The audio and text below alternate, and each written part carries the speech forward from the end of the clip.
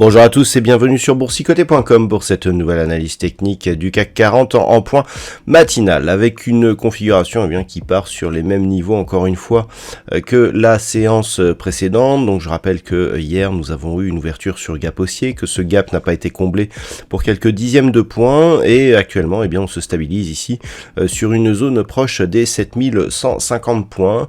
Donc je dirais dans la continuité de la séance précédente. Du point de vue des indicateurs techniques, ça se neutralise là aussi. Nous étions sur une dynamique haussière sur cette unité de temps 4 heures hier, au niveau des histogrammes du MACD. On se neutralise aujourd'hui avec une évolution ici qui est très légèrement négative et très proche de la zone d'équilibre. Le RSI, quant à lui, reste dans sa zone de surachat, ce qui nous indique que nous sommes toujours sur une tendance à prédominance fortement haussière, puisque nous sommes autour des 80 points sur ce RSI, et ce d'ailleurs que ce soit en daily ou sur cette unité de temps intraday en H4. Donc une configuration qui se stabilise d'un point de vue très court terme mais qui reste haussière sur la tendance de fond. Pas grand chose à dire, on a toujours des niveaux d'alerte ici qui sont relativement éloignés.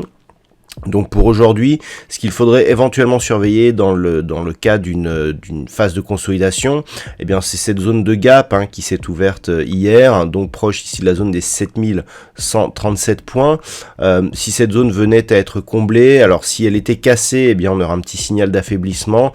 Si on revenait la tester et puis que l'on remontait, ça serait plutôt positif puisque cela nous indiquerait que cette zone de gap, même si elle était comblée, agit toujours comme zone de support. Ensuite, nous avons tout simplement cette zone ici, alors voilà, que l'on situe à peu près à 7083 points, une zone intéressante car elle nous donne ici une petite zone de support, elle était précédemment résistante et on a ici la moyenne mobile 20 exponentielle qui évolue actuellement autour de ce niveau. On peut noter d'ailleurs que la moyenne mobile 20 exponentielle, après avoir été ici sous la moyenne mobile arithmétique lors d'un contact sur la bande de Bollinger supérieure, est en train de repasser au-dessus, ce qui nous indique qu'on est en train d'invalider ici un signal de retournement. Je vous rappelle que lorsque l'on a un contact ici sur la bande supérieure avec une moyenne mobile 20 exponentielle sous la moyenne mobile arithmétique, on a une forte probabilité de retour sur ces moyennes mobiles. Là, le signal est en train de s'invalider puisque la moyenne mobile exponentielle repasse au-dessus, ce qui nous indique que l'on repart ici en dynamique. Qui plus est, lorsque nous avons ici un écartement des bandes de Bollinger, cela nous indique que nous sommes potentiellement sur un nouveau départ de dynamique, donc qui pourrait nous emmener encore plus haut. Donc tous ces signaux vont dans le sens d'une possible poursuite du mouvement haussier. Donc on a 7083 et le niveau naturellement majeur c'est 7060, niveau qui avait été résistance ici et puis qui a été cassé pour nous redonner justement cette nouvelle dynamique. Naturellement, tant que nous sommes ici sur des niveaux proches ou au-dessus des 7150 points, on continue à viser ici une poursuite en direction des 7237 points qui sont une extension de Fibonacci d'une précédente phase de consolidation.